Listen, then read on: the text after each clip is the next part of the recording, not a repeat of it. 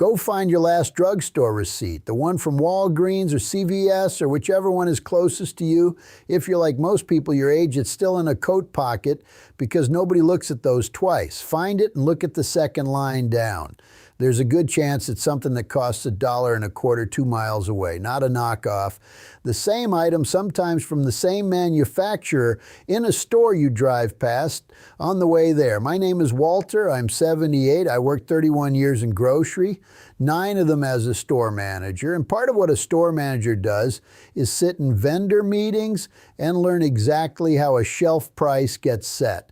Not how it's justified, how it's set. Those are 2 different conversations, and only one of them happens out loud. So when I tell you what I'm about to tell you, understand I'm not guessing and I'm not repeating something I read. I sat in those rooms. Here's what I want you to hold on to. I'm calling these 13 things free, and a few of them genuinely are.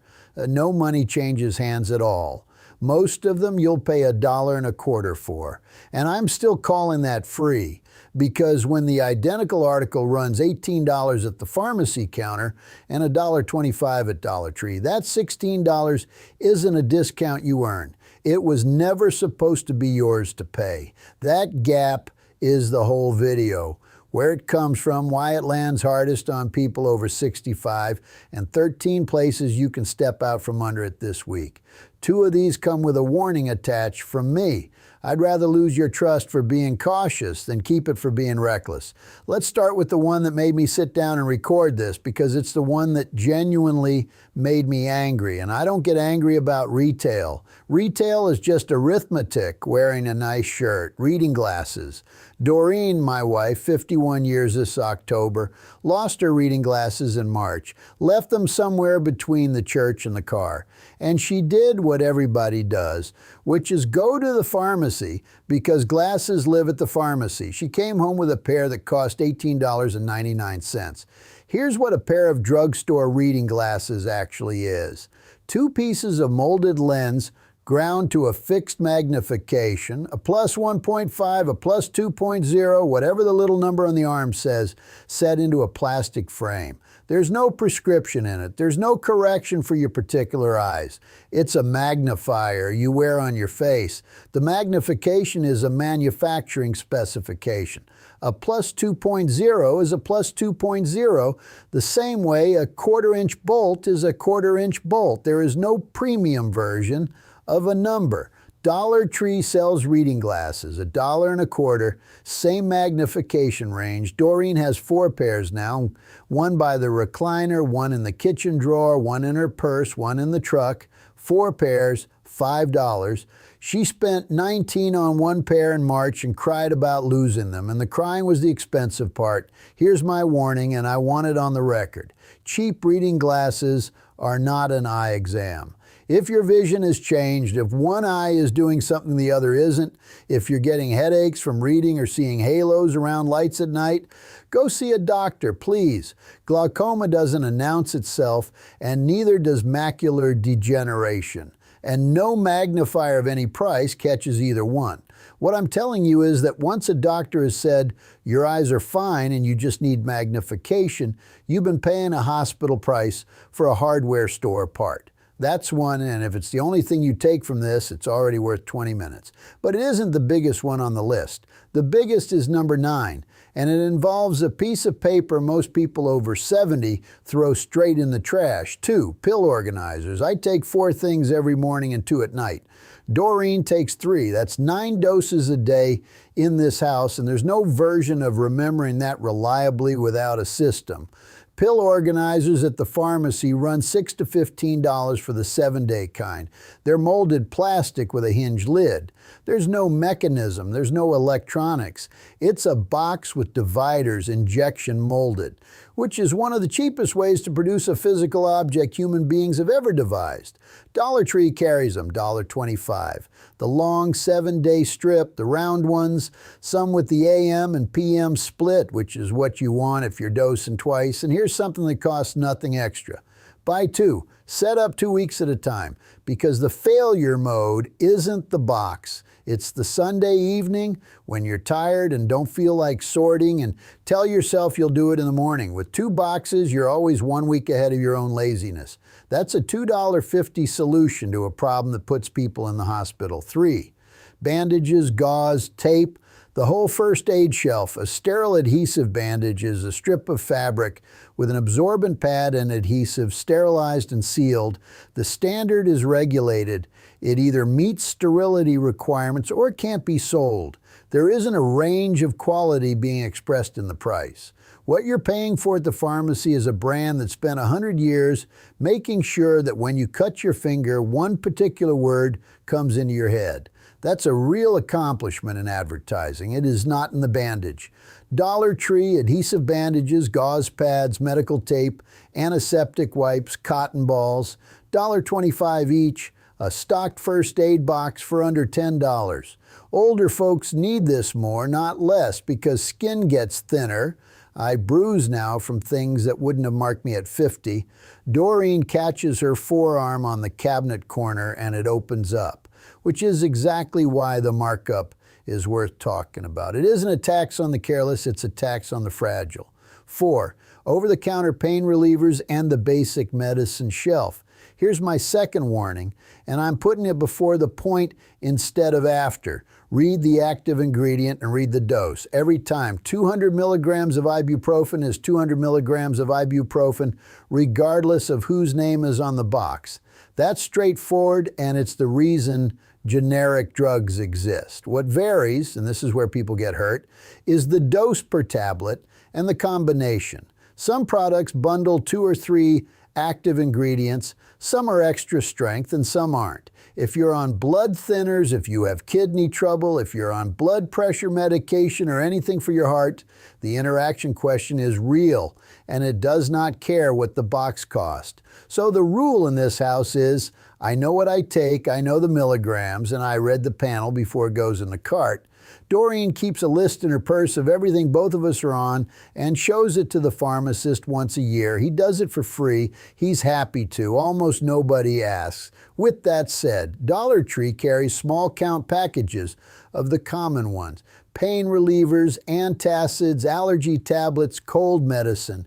The small count is the point. You're not buying a bottle of 500 that expires in the cabinet. You're buying 24 tablets for $1.25, and the pharmacy wants 7 for the same active ingredient in a prettier box.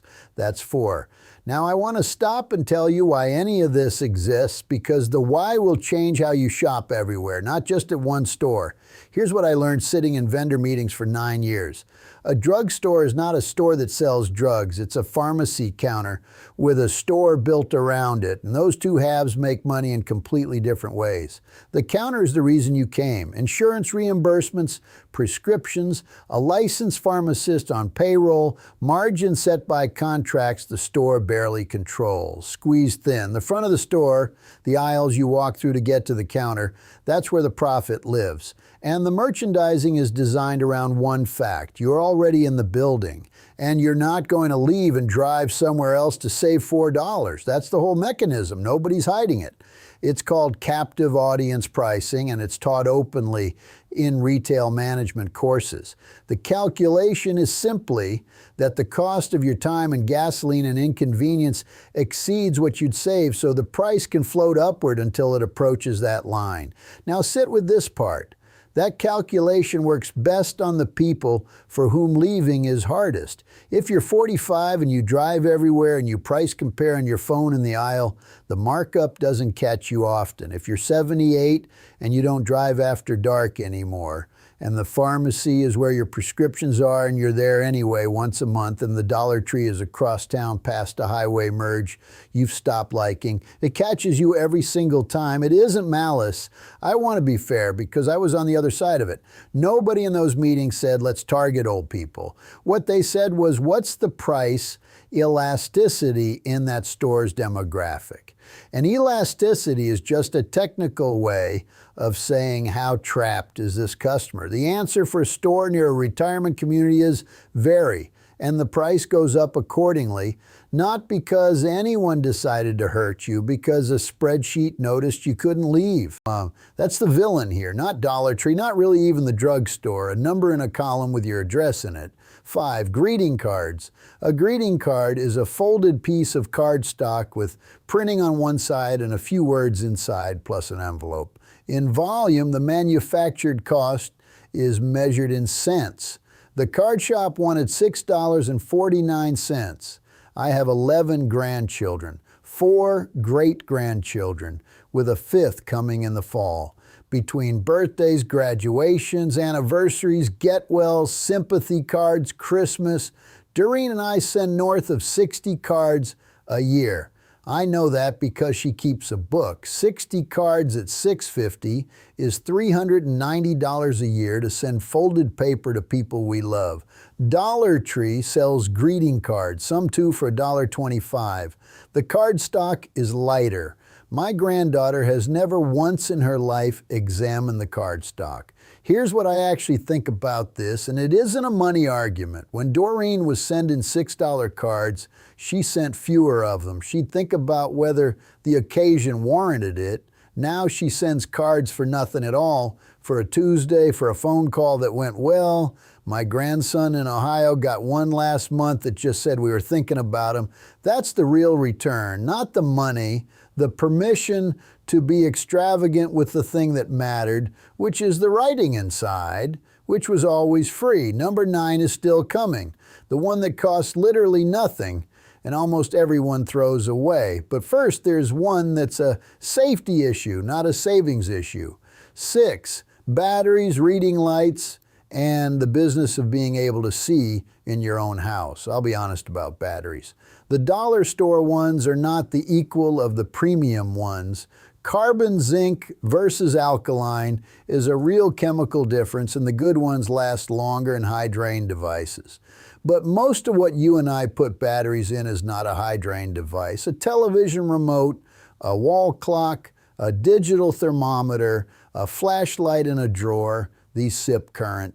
The difference barely registers. Where I'd spend the money, smoke detectors, proper alkaline, replaced on a schedule, not when they chirp at 2 in the morning. That is not a place to save $1. The reading lights I want to mention separately. Clip-on LED book lights, stick-on battery puck lights, motion sensor closet lights, $1.25 each. I put 4 puck lights along the hallway between our bedroom and the bathroom. $5. Doreen gets up at night, same as everybody our age, and that hallway used to be dark, and there's a lip where the carpet meets the tile that has caught her twice. A fall at 76 isn't a fall, it's a hip. And a hip at 76 is a hospital, and a hospital is a cascade. Everybody our age knows somebody who went in for a hip and never really came home. $5 of light. Best money I've spent in a decade. And it came from a dollar store. 7 kitchen storage containers, plastic containers with snap lids, $1.25. The name brand equivalent runs $5 to $12, depending on the set. Same polymer. What you're paying extra for is a better lid seal and a warranty.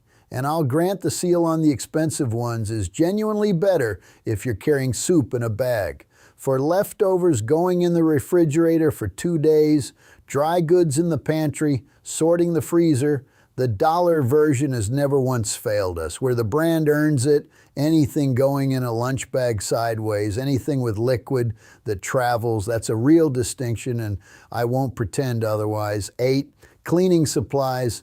And here's the part that surprises people. Dollar Tree carries actual name brands, not generics. The real thing in smaller sizes, cleaning wipes, glass cleaner, dish soap, bleach, sponges. Be careful here because the comparison can lie to you. A small bottle at $1.25 is not automatically better than a big bottle at $4. Do the ounces. Sometimes it's better, sometimes worse, and it varies by product. But for 2 people in a house that doesn't get very dirty anymore, the small size is the right size regardless of the arithmetic. We're not raising children in here. I've thrown out more cleaning product than I've used over the years, and that's 100% waste no matter what the per ounce price was. Buy the size you'll finish. That rule gets more true every year you get older. 9. And here it is. I'm the one that's actually free and the one almost everybody throws in the trash on the way to the car, the receipt. Specifically, the return policy printed on it. Dollar Tree takes returns. Most people over 65 don't know this or assume a dollar store couldn't possibly. They do. With the receipt inside the posted window, you can return or exchange. Here's why that matters far more than $1.25 would suggest. The reason people don't buy the cheap version of something is fear of waste. You stand there holding the $1.25 item and the $8 item, and you think, if the cheap one doesn't work, I've wasted the trip and the money, and I'll have to come back anyway. So you buy the $8 one, not because it's better, because you're insuring yourself against being wrong. The receipt is that insurance. It's free. It's in your hand. Keep it. Envelope in the kitchen drawer. Try the cheap thing. If it fails, take it back. The downside of experimenting just went to 0. And once the downside is 0, you can find out for yourself which of these 13 work in your house instead of taking my word for any of it. Same with the Stores app. If you or a grandchild can work a phone. Digital coupons free, mostly ignored. I won't pretend I use it well. My grandson set it up and shows me every few months. And I'll be straight with you because I said I would. There is no special senior program at Dollar Tree. No senior discount day. No card for people over 65. If you came hoping I'd found one, I haven't, and I won't invent one to keep you watching. What's actually free is the return policy, the app coupons, and a price low enough that it works like a discount you never had to ask for. That's the honest version. 10. Storage bags. Sandwich freezer, zip top. The dollar store freezer bags are thinner. For a sandwich, for dry goods, for the junk drawer, thinner doesn't matter. For freezing meat 3 months, buy the good ones. Freezer burn is real, and a failed seal costs more than the bag saved. Know which one you're doing. That's the whole skill here. 11. Gift wrap, gift bags, tissue, ribbon, a gift bag at a card shop or big box store, $3 to $7. At Dollar Tree, $1.25, often the same size and weight of paper, 11 grandchildren, 4 great-grandchildren. Doreen used to spend better than $80 a year on paper that gets torn off and thrown away inside of 4 seconds. Now it's about 20. No child in the history of the world has ever commented on the quality of the wrapping paper. 12 seasonal decorations. Seasonal decor is by definition something you look at for 4 weeks and then put in a box in the attic for 11 months. Paying premium for an object with a 4-week annual duty cycle has never made sense to me. Doreen decorates the porch for every holiday, including few I'd argue don't warrant it. The grandkids notice and they mention it, and that's worth something to her, and it costs about $15 a season now instead of $100. 13. Certain pantry items, with the most caveats of anything here. Food is where the per unit math turns against you most often. A can at $1.25 that's 2/3 the size of the grocery store's $1.60 can is a worse deal, and that happens constantly. Grocery is not automatically cheaper at a dollar store. Often it's the reverse.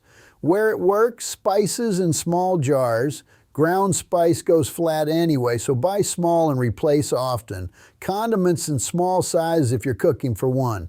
Boxed baking mixes. Some canned goods, but check the ounces. The rule is the same as everywhere in this video. Read the number of ounces, not the price. If you take nothing else from these 20 minutes, take that.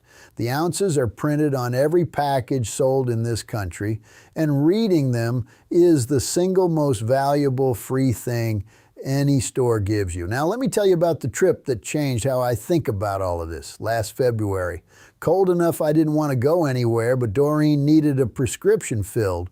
While she waited at the counter, I walked the front of the store, not shopping, looking the way an old grocery man looks at a shelf, a habit I've never lost. I counted 14 items I knew for a fact were sitting in a Dollar Tree 11 minutes away for $1.25. 14. Standing in the vitamin aisle, doing addition in my head like a fool. $96 at drugstore prices, $17.50 at the other one. And then a woman came down the aisle, older than me, using a rolling walker, which is not an easy thing to maneuver in a drugstore aisle, and she picked up a pair of reading glasses, looked at the price, put them back, picked up a different pair, looked at that price, put those back too. Then she took the first pair again, set it in the basket on her walker, and went to the counter. She knew. She wasn't fooled about anything. She knew exactly what those glasses were worth, and she bought them anyway because she was already there, and getting there had cost her something, and going somewhere else would cost her more. That's not a woman who needs a lecture about comparison shopping. That's the spreadsheet working exactly as designed. I didn't say anything to her. I've thought about that more than once since. What would I have said? "Excuse me, ma'am, there's a store across town." She knows where the stores are. She's been alive longer than I have. But it's why I'm sitting here talking to a camera about reading glasses at 78 years old, so I suppose she got something out of it after all. Here's what I want you to do, and it's small, because small is what gets done. One trip, not a new shopping habit, one trip. 4 things: reading glasses, a pill organizer, bandages, and a handful of greeting cards. About $8, 20 minutes in the store. Keep the receipt in an envelope in the kitchen drawer. Use those 4 things for a month and decide for yourself. If the glasses are no good, take them back.